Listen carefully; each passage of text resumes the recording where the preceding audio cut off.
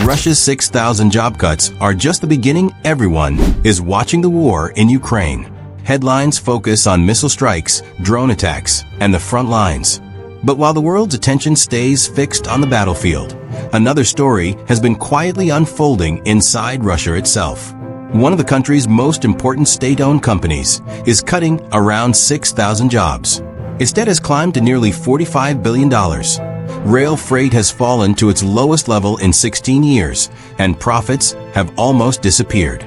These may look like isolated business problems, but together they raise an important question. Is one of the most critical pillars of Russia's wartime economy beginning to show signs of serious strain? That company is Russian Railways. For Russia, it is far more than a transportation business. With more than 85,000 kilometers of railway lines stretching across the world's largest country, the network connects coal mines in Siberia, steel plants in the Urals, ports on the Baltic and Pacific coasts, and industrial cities spread across 11 time zones. It also carries military logistics, moving tanks, armored vehicles, artillery, fuel, and ammunition before supplies reach the battlefield by truck. If this railway system slows down, the impact reaches far beyond transportation. It affects factories, exporters, supply chains, and potentially Russia's ability to sustain a prolonged war. That is why economists watch freight trains, not just GDP figures. Freight traffic reflects real economic activity. When factories increase production, more raw materials ship out. When industries slow down, freight volumes usually fall first. According to multiple reports, Russia's rail freight volume dropped to its lowest level since 2009 during 2025, a 16-year low, and the fourth consecutive year of decline since the invasion began in 2022. Shipments of grain, timber, construction materials, coal, and metals all declined, with the steepest drops coming from heavy industry, the foundation of industrial production. Russia's geography makes this worse. Unlike countries where cargo shifts easily between trucks, ships, and rail, Russia depends heavily on rail because of the enormous distances involved. Railways remain the backbone of the country's industrial and export economy. And as fewer goods moved across the network, Russian railways faced a problem growing even faster than falling freight volumes: its finances. Freight transport has always been the company's largest income source.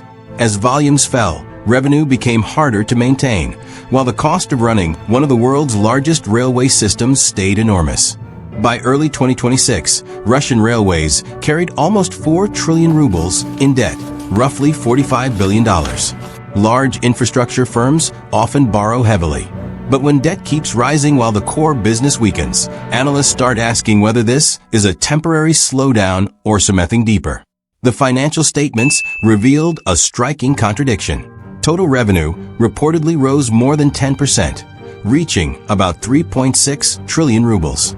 Normally, that signals a healthy business. But rising costs consumed nearly everything the company earned. Net profit collapsed from 50.7 billion rubles in 2024 to just 2.2 billion rubles in 2025, a 22-fold decline in a single year.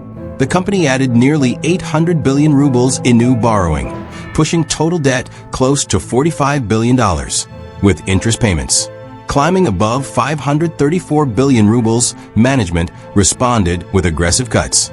Investment spending dropped around 40%, from roughly 1.5 trillion rubles to about 890 billion rubles. Modernization projects were delayed, freight tariffs raised earlier than planned, and assets including railway facilities and part of the freight business were reportedly considered for sale. Authorities encouraged refinancing instead of additional government funding. Eventually, cutting projects wasn't enough. In March 2026, Russian Railways announced plans to eliminate around 6,000 administrative jobs, one of its largest workforce reductions in years. Company officials said the goal was stabilizing finances, but many analysts read it differently. Organizations usually cut staff when they expect financial pressure to continue, not when they expect it to disappear. The layoffs signaled management was bracing for prolonged uncertainty. This pressure wasn't limited to Russian railways. Reports emerged of workers in heavy industry waiting months for unpaid wages, including shift workers at a mining and processing project who said they were left without money for food or transportation home. Local authorities opened investigations. These involved different companies, but they point to a broader reality. Financial strain spreading through Russia's industrial economy is now affecting ordinary workers. Another challenge is compounding the pressure. Western sanctions have made it significantly harder for Russia to obtain imported locomotive components, from electronic control systems to precision bearings and braking equipment. Russia has expanded domestic production, but replacing complex, imported technology takes time. As repairs slowed, more locomotives reportedly sat in maintenance depots instead of pulling freight. Even a small drop in operational locomotives creates delays that ripple across the entire network. Analysts also point to labor shortages, with experienced railway workers increasingly hard to recruit as the wartime economy tightens the labor market. This is exactly why military analysts watch Russia's railway network so closely. Modern wars aren't sustained by soldiers alone. Fuel, ammunition, artillery shells, spare parts, and armored vehicles must travel hundreds or thousands of kilometers before reaching the front. In a country this vast, moving supplies by truck alone would be slower and far less efficient. Railways carry the overwhelming majority of that burden. According to multiple reports, the network faces operational challenges alongside its financial ones. Locomotive shortages, maintenance delays, labor deficits, and freight congestion have been reported across parts of the system, with some claims of idle freight wagons and reduced services due to crew shortages. Figures vary between sources, but the broader trend is consistent. Keeping this massive system running has become harder than before the war. Military cargo has reportedly increased since 2022. But analysts note military shipments alone can't replace the revenue once generated by civilian industries like coal, steel, timber, and construction materials. When those industries slow, the financial impact is difficult to offset, even if military trains keep moving. This is what makes Russia's railway system such an important economic indicator. It doesn't just reflect how many trains are running. It reflects the health of the industries producing the goods those trains carry. Freight volumes show how much physical production is actually moving across the country, unlike GDP figures shaped by government spending or statistical methods. At the same time, it's important not to exaggerate. Russia's railway system has not collapsed. Trains are still running, military equipment is still reaching the front, and the network continues supporting both civilian industry and wartime logistics. What the evidence suggests is something more gradual. A strategically vital network operating under rising financial and operational pressure while trying to meet the demands of a prolonged war and a changing economy.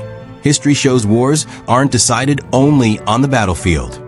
They're shaped by the strength of factories, the resilience of workers, the stability of financial systems, and the efficiency of supply chains. Russia's railway network sits at the center of all four. As long as freight volumes stay weak, debt keeps rising, and investment stays under pressure, analysts worldwide will keep watching this system for signs of what comes next. Whether these challenges prove temporary or turn into something deeper is a question only time can answer. But one thing is already clear. The story unfolding inside Russia's rail network is about far more than trains. It's about the growing pressure on one of the most important systems keeping the country's economy and its war effort moving. If you enjoyed this analysis, let us know your thoughts in the comments.